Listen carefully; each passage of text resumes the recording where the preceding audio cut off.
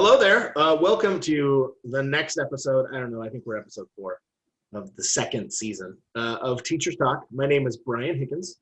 I teach Avid and English Language Arts and Stagecraft and Drama at Wenatchee High School in Wenatchee, Washington, in the center of the state. And you can see that our co-host today again is Cesar Mendoza. Cesar, tell us about yourself. Hi, my name is Cesar Mendoza, and I'm currently teaching math and science at Leavenworth, Washington. I'm also doing a part-time track and field coach there. So, second semester, let's go. We also have two guests today. Up here on the top left of my screen is Denali Rojas, and down here just below is Veronica Arroyo, a previous student of mine, class of 2017, and a current student of mine, class of 2021. Denali, let's start with you. Tell us a little bit give us some context for who you are. So my name is Denali Rojas, and I have been an Avid student for 6 years now. I am currently part of a strategic planning committee down at the district, and I like to speak up and give opinions and solutions to certain matters that go on within the district and problems that we've had before. So yeah. Fantastic. And Veronica gave us a tiny bit of context about, this is going to be good for me because I haven't talked to you in a while. So. Okay. So my name is Veronica Arroyo Perez, and I am currently 3 weeks away from graduating from Washington State University with my degree in political science and Spanish. This is a surprise to be here, but it's important things that this podcast talks about. So I'm very excited that Denali is so passionate about speaking up. And thank you both so much for coming in kind of last minute. So I appreciate it. Denali's vacationing in California instead of coming to school, which is fantastic. The first thing that we like to do on the podcast is talk about our biggest fail of the day or fail of the week. So let's just start with Cesar. What's your biggest fail so far this week, big guy? So biggest fail was, I want to say on Tuesday, doing some math on the whiteboard. And when I usually do it, I do it on the projector. But the projector broke down, so I had to do, write down entire sentences using the entire whiteboard. And we went through this problem, and it was a long problem, and we got to the very end, and then we had, the key to check our work. And basically time ran out, and I got the answer, and my kids were like, well, it doesn't match the answer, it doesn't match the answer. And then when they left, because, class ended, they left, it was like, we just needed to reduce. We just need to reduce. And that's a big failure because, you have the entire audience, they're following along, they're following, and they're fail at the very end. And it really wasn't I guess it was a fail, but it's like, I just needed to reduce, and it would have been the right answer. So I felt like a complete failure because my students left after me doing a 10-minute problem on the board, and then all for nothing because it's wrong. It's like, you did it wrong. I was like, no, I just need to reduce. So that was my failure of the week. Yeah. That's rough. That's rough. All right, who's the next one? I can go last because I know I have the worst one. Molly Rabbit's quiz all the time. I'll go next really quick. My biggest failure this week, I have a student teacher, and I've been talking about on the podcast a little bit about student teacher because the student teacher and teacher dynamic is really weird. It's weird because as a teacher, you want to be in the classroom with your kids, but you can't if you want your student teacher to learn how to be a teacher. And today, I'd already given her most of my classes. And today I had to make some emergency announcements and deal with some stuff in class, and I had to take the class back. And the whole time I did that, I felt really just awful. I couldn't find, I felt like what I had to say I felt was important enough that we should talk about it right away. But I think, if I had given it enough time to put my own emotions aside, I probably could have found a better way to communicate it with students without taking that authority away from her. So I feel really bad that I didn't transition it a little bit better, taking the class back, having her give the class to me to make sure that she still had authority in the classroom. So that's my big failure. Hopefully I can find a way to fix that. Okay, well, mine's a lot more lighthearted than that. But yesterday, I found a to-go box in my car with a cheesecake that has been there since last Tuesday. So I had a slice of cheesecake in my car for a whole week before I noticed it. So That's was it still flavorful? I did not eat it. That would have been a Do you double. think she's gonna try it after that? Listen, when you're young, you make decisions. Sometimes you think them through. I did not make that decision. It sounds like your brain has more fully developed. That's fantastic, Veronica. That's a good fail. That's a good one. Yeah. I mean, if there's any good failures. Denali, are you okay? There we go. I thought you were frozen. All right, big fail, Denali. No, I'll take the sweepstakes for this failure. I wrote an email to the school board regarding hiring a new principal at, for the district at an elementary level, but I accidentally wrote the wrong name of the school and the location of the school because I was so passionate about it that I didn't stop to check, and I checked it and it seemed good in my mind, but it was just in such a rush to get it out there that I didn't have someone proofread it before I sent it out. So I had the wrong location name of the school, the wrong statistics for the school they are hiring for, and I sent it to the whole school board. And I addressed it as, I addressed it to the superintendent, the communication specialist at the board, and also to whomever it may concern the hiring process of this principal. So someone got back to me right away, literally seconds after I sent it, saying, "Girl, you got the wrong school. What are you talking about?"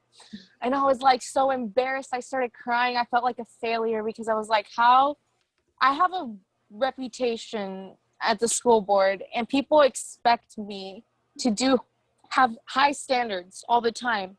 And so when you screw up that bad, there is no going back. Some of your credibility is automatically lost. So I was freaking out. I was I don't care if you're in class now, I have a problem. I need your help. How do I delete an email? How do I unsend an email? And so obviously you can't after those 5 seconds.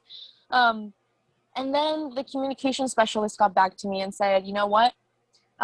This is a situation. This is the actual schools that we're hiring for." And I was like, haha, I knew that. I just didn't proofread my email. And I wrote an apology letter, saying, "To whom it may concern, if you already read this, I would like to apologize for sending what you saw. It was my rough draft, unedited, unsupervised by anyone else by me. So it might have some errors, clearly. And the worst thing is that I sent a message to Higgins saying, hey, this is what I wrote to the school board. What do you think about it? It's super laid back, but I think it gets to the point." So and that's the message that you sent to the school board. Was the email and that message. Sent that to the whole school board. So now the school board's Higgins. Who's looking at your emails? Exactly. And so I clarified in my apology letter. And the good thing is that I BCC'd the email to Higgins, so no one knows who I sent that second email to. I just know the whole school board read it. So I'm freaking out. They're going to find out that if it's not a secret agenda. They're just going to find out that I'm talking to people who they might not probably like. So I wouldn't put it like that. Now it seems like a secret agenda. I have a good relationship. Well, it's not. Yeah, it's not. I don't care. Yeah, and then I said you know what? I apologize. That second email was because I was looking for someone to edit my email, my previous rough draft. And I just wanted to keep my emotions in check. So therefore, I handed the email to somebody else so they could proofread it. The good thing is that they were super nice about it. The communication specialist called back to me and said, "You know what? If you ever need help with anyone as a sounding board, as a guide, as an editor, reach out to me. It's very hard when to kind of resolve your mistakes to go back and fix them. So you did a good job, but I just want to thank Higgins because I was freaking out and he took a good one for me. I was like, I don't care if he's in the middle of class, I have a problem. So yeah, that was very embarrassing. I thought it was the end of the world. Like, it was bad. And it never feels good to lose a little credibility, that's for sure. I think you add to your own credibility when you respond in a way that corrects your mistake, because I think that so few people try to correct their mistakes. So I think that that's something that sets you apart from other people. So I think that was a good idea. Mm-hmm. Yeah, I think that's really, you know, important. Guys, always, yeah. Yeah, it's always, you know, important. I was just saying to always make sure. You both have the same amount of lag. It's so good. It's so good. Let's go with Cesar first. I was just saying it was, you know, it's really important to recognize your, you know, the mistake, and then to, you know, to respond, because it shows people that you care about your credibility. And so that's a big one. So even though you have maybe lost some credibility, it lets people know that, hey, you care about your credibility, and that's important. And just FYI, I make some mistakes sometimes when I send out report cards to all parents, you know, talking about over 100 parents, and I'm, oh, typo. So there we are. There, I lost credibility. I'm like, well, you know, happens, but, you know, move on and learn, I guess. Proofread. Mm-hmm. Yeah. So let's jump into our topic. Our topic today is school from the student perspective. So it's great that we have Denali here to talk about the high school perspective. We also have Veronica, who is a college student and a mentor to some high school seniors. So she might be able to share from her multiple perspectives. But as teachers, we know exactly how school feels for us going back right now. And we have these teachers in Seattle about to go back to school, and it's a scary proposition. We've been talking about things that teachers should watch out for from the perspective of teachers, but we have not talked about how effective teachers are in the classroom for students. And that's why we've asked you to join us today, for sure. So the first thing that I want to do is talk about just the difference between school now and school before the pandemic, because I can clearly, and Denali, you could probably attest to this, my practice as a teacher has completely changed. I mean, it's not something that I did intentionally. It's just that with social distancing, I'm sitting a lot more. I have a lot less physical interaction between the students. There's less like brain break fun activities in the classroom.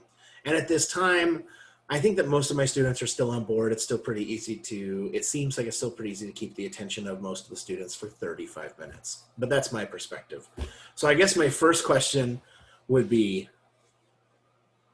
does it seem like that is working, or are there things that there's just breakdowns that students or teachers aren't seeing?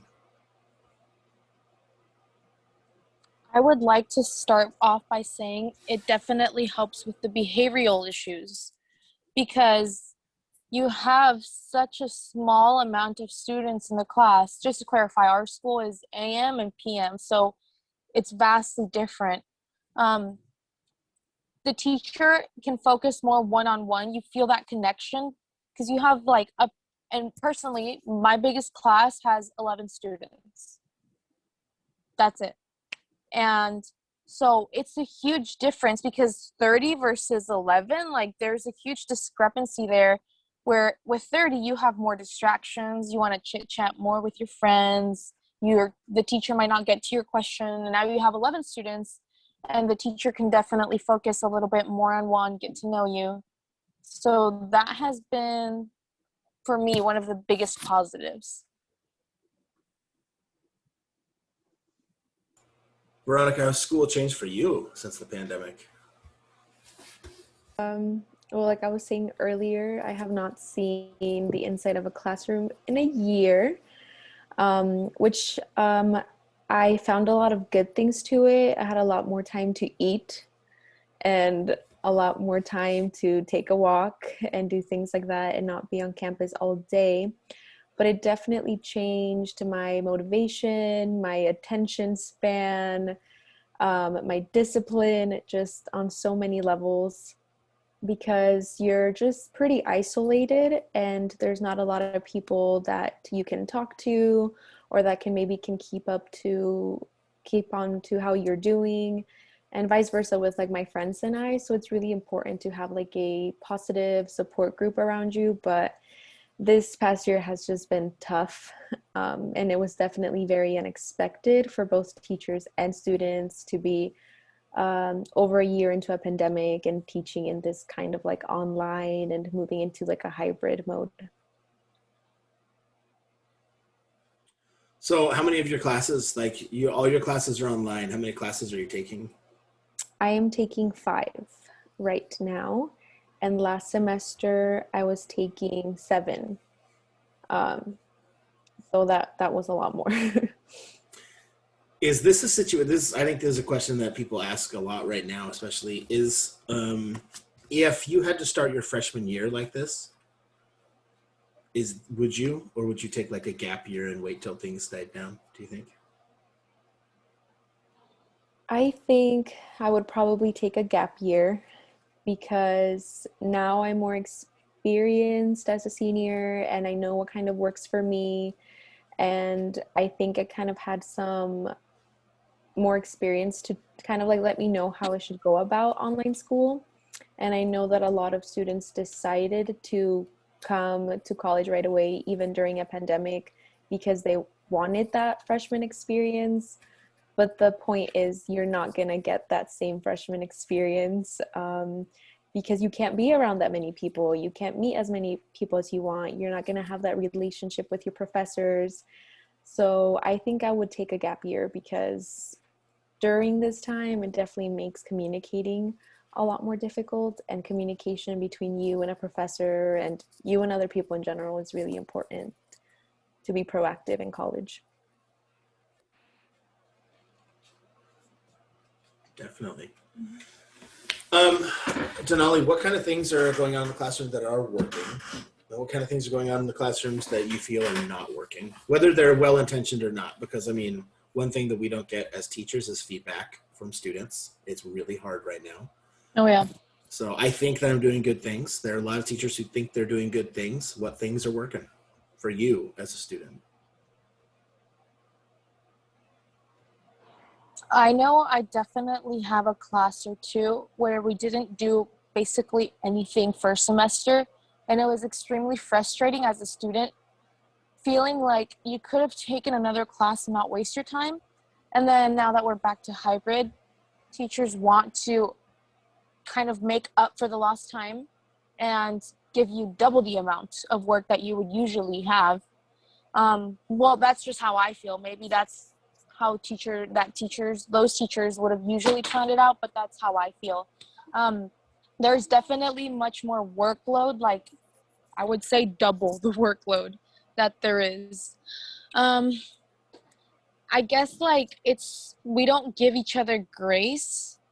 Like we don't give each other a time to kind of just focus on ourselves and get caught up. I know there's some teachers that definitely are taking much more seriously like our mental health. Like they ask us and they like say, hey, if you need an extra time, just talk to me. But we're so vulnerable as high school students when it comes to sharing our emotions that we just don't reach out. And we wait till last minute. And a lot of teachers have told us, like, you guys, if you have a problem at home, like because of COVID, I know it's really difficult, let me know.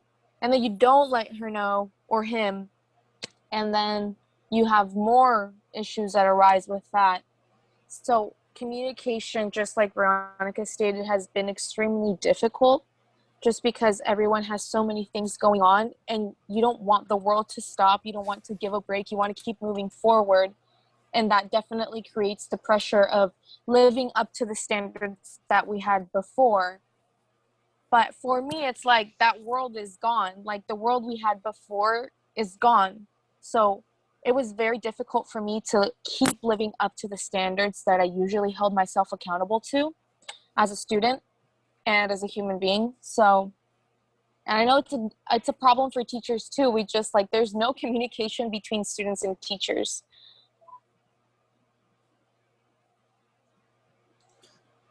I have some input on that or some comments on that because Denali, you hit on something that I was going to bring up and ask you guys as far as the pacing goes. You talked about, it's too much. It's, obviously too fast. The teacher's going too fast. And that was a question that I was going to ask because for my end, I teach math, and historically math has been one of the contents that students struggle with the most. And I'm only covered not even 4 chapters. So I've covered basically, less than 3.5 chapters, in this second semester. And so on my end, I'm kind of seeing how you feel in my students as far as it's too much. Because even though I think I'm going slow, my submission percentage is really, really bad. It's like 50% sometimes. Like, so I post, something, and then half the kids turn it in, and then, like maybe 10% of, trickle in. And so I end up with like 60% submission rates. And again, it goes back to, and again, I say the same thing to my students, it's not easy, it's hard, it's hybrid.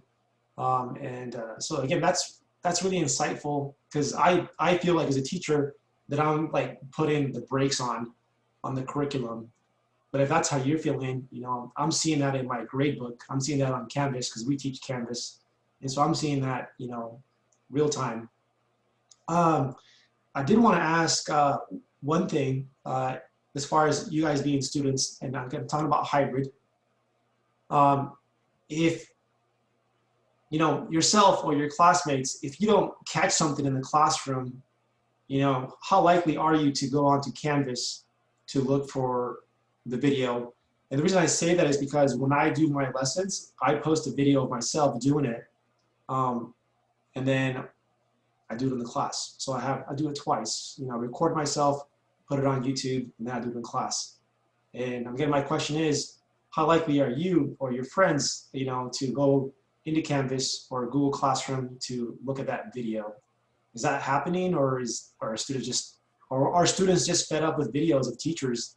Because again, that's another thing too. I tell my students, I am not a pro at making YouTube videos. I go, there's hundreds of videos out there that are, better than mine by far. And so I say, what I recommend you do is YouTube, right? Look up the topic. For example, properties of exponents. I have a horrendous video that's like half an hour long, right? Who wants to watch a half an hour video? But again, I'm not a pro at making videos. And so there's videos out there on properties of exponents that covered it like in 5 minutes. And so I tell my students, look, I suck at making videos, but there are mine. If you can find a shorter one, do that. So I just hit you with a lot of things. I hit you with, how likely are students to watch the videos? And then I guess that was the only thing. Or no. How likely are you to look at other videos of the content that your teacher has posted online? Negative 10%. All right. like for me, this is, and I was going to bring this point up a little bit earlier. It's easy for students to feel like they can skip. Like attendance rates are horrible. And I have strict parents, so I have to go. And I know that if I probably didn't have someone to hold me accountable, I probably wouldn't show up to school as much as I have been, in full honesty. And it's easier to leave. Like I'm in vacation right now. And so it's easy for me to just go into Canvas, look at the notes. Whether I look at videos, that's a different thing. I have looked at shorter videos from other teachers explain because I guess the shorter, the better. But I guess it's like the whole discipline thing really comes into play. Like how much are you willing to risk for your education? Are you willing to risk your time with your friends, your time on social media, your time with your family members? Are you willing to risk that time for your education? I guess it boils down to that. So all that's more important than videos. I mean, and I understand it. Nobody wants to watch. Whoa, hold up. No, Veronica no. has to give us the college perspective, college student perspective too, I think. Okay. Yeah, so I do watch my professor's videos after sometimes because have to submit an assignment or have to submit a paper or a project and I don't know what I'm doing. So I have to go back to these videos to try to see if I understand more than I did when I was in class.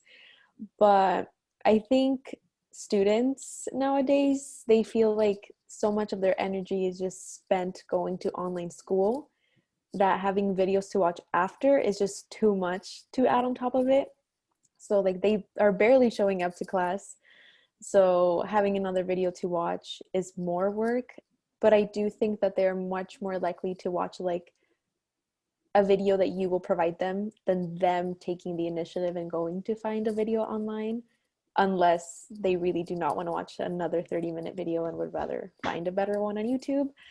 But yeah, I think what I hear the most is just students don't want more work, so they probably will not do it. And see, one thing that's pretty cool, Veronica, your sister is Vanessa, I take it, right? Yes. Okay, I thought so. Your last name. So like this is before the pandemic. This is your sister was a freshman like 5 years ago, and what I used to do is what you mentioned. I used to attach QR codes to the notes, and then those QR codes would take you to the video of the notes. And again, back then kids didn't watch either. So imagine now it's like it's even like, dude, it's hybrid. We're not gonna So anyways, I hear what you guys are saying. And it's, it's something that's really, really informative because, it's like, it's there, you don't want to face it, but hearing it from you guys are, excellent students. So if you guys are saying this, then okay, then yeah, I can look at that, the middle pack, of the students and where they're at, and then whether they're going to do it or not. And so, again, I'm going to take this information and then adjust my lessons for the rest of the semester for sure. Yeah, go ahead. Oh, sorry, no. I was just gonna say, I know that Higgins is an excellent teacher, and I'm sure that you are as well. But I do think that you shouldn't, beat yourselves up so much over it, because at the end of the day, you are doing your best. Like you said, you are taking it slower than you usually would because you understand, your student situations. You're going out of your way to post extra videos for them and telling them, go find other resources if that helps you better. So you are doing your part, and that is definitely appreciated. And, it's really unfortunate that your students are not watching your videos or not submitting your assignments.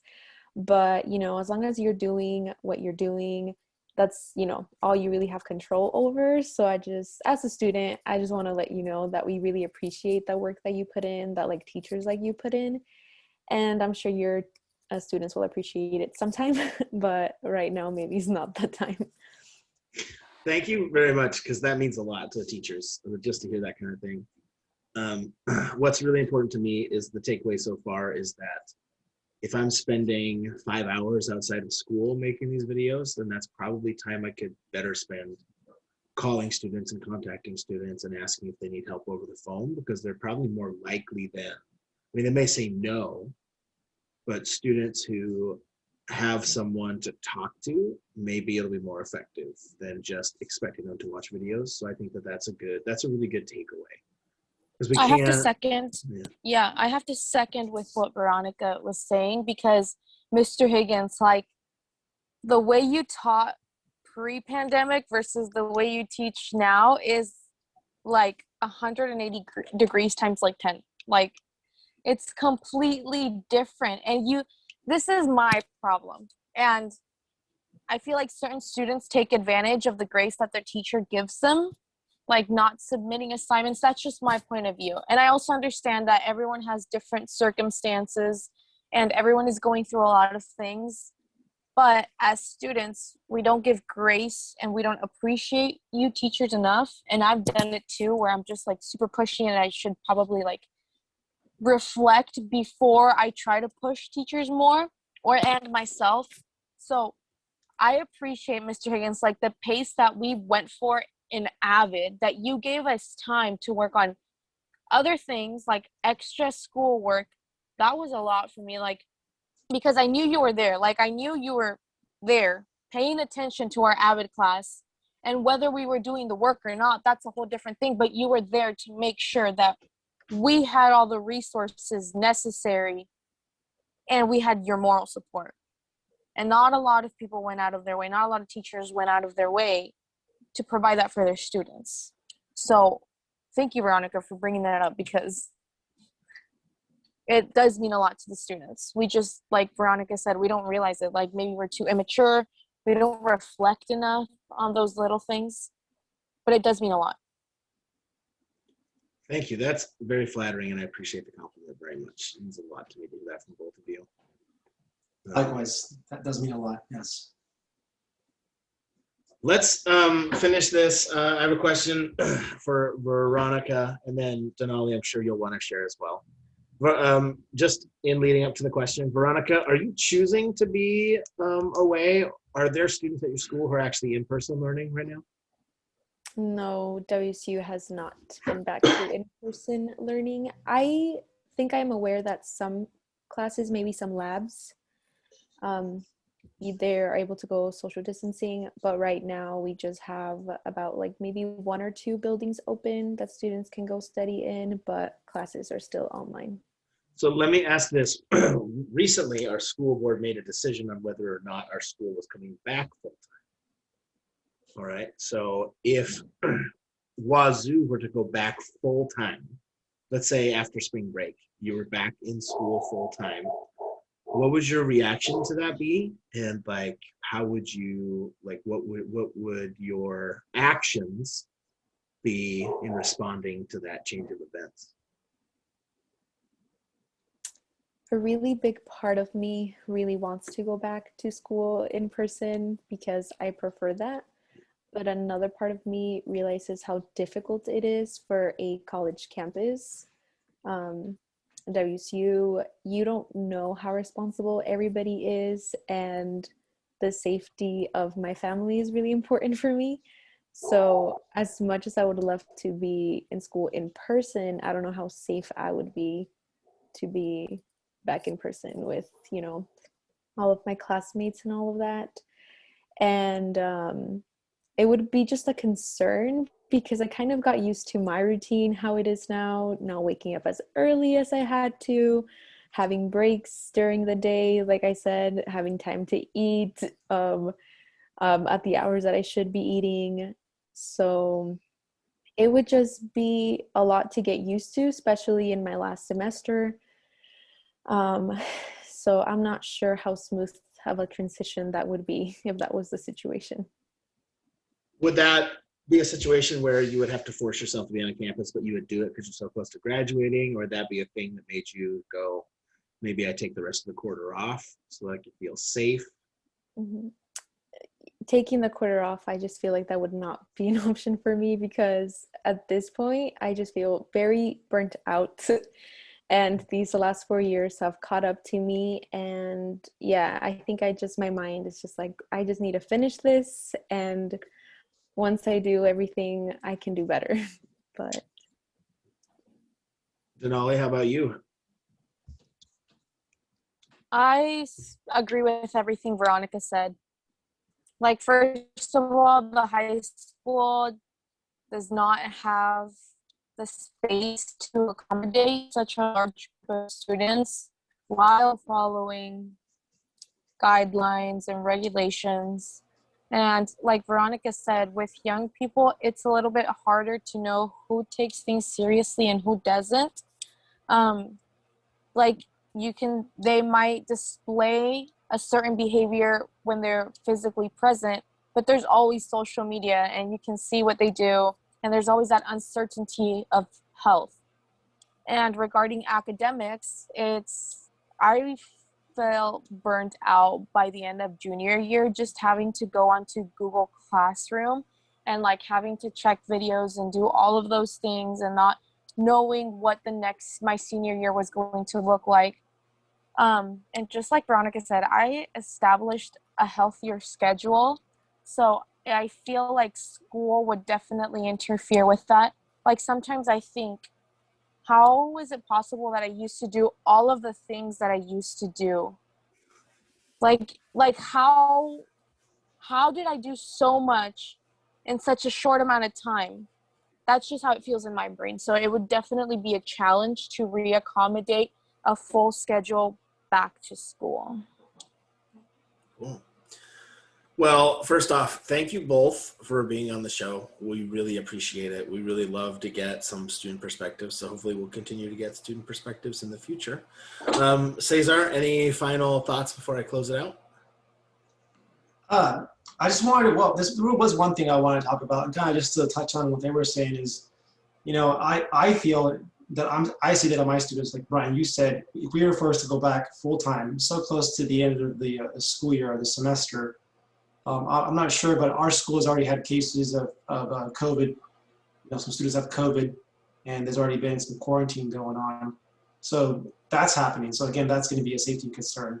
But aside from that, I think what I'm hearing is that we are towards the end, and people are burnt out. I think teachers and students alike. I think going back full time this late in the game is just would be, you know, overkill on the, you know, being burnt out.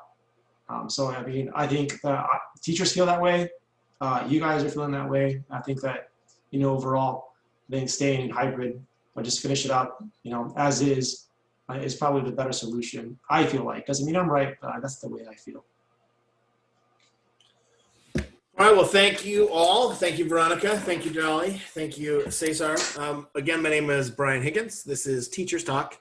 Feel free to hit the like button and subscribe button for all 5 of you who watch the show, and ask your neighbors to do so as well. That'd be really helpful.